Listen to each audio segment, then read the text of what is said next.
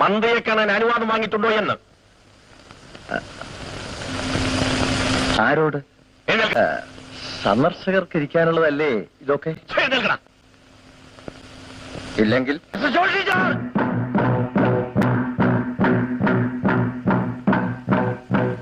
ഈ ശരീരത്തിലെ എല്ലുകൾ താൻ പലപ്പോഴായി തല്ലിയൊടിച്ചതല്ലേ? 48-ലെ വിപ്ലവ പ്രസ്ഥാനത്തിൽ പങ്കെടുത്ത എന്നെ പുൽപ്പള്ളിക്കാട്ടിൽ വെച്ച് ഇരുട്ടിനെ പോലും നശിപ്പിക്കത്തക്ക വിധം താൻ തല്ലി ചതച്ചില്ലേ? അന്ന് താനൊരു കോൺസ്റ്റബിൾ ആയിരുന്നു.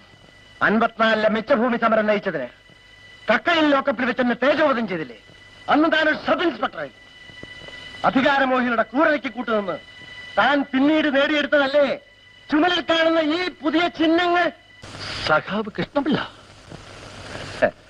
ശത്രുവാണെങ്കിലും താൻ ഇന്നും എന്റെ പേരോർക്കുന്നു. മിത്രങ്ങളിൽ പലരും അത് മറന്നു.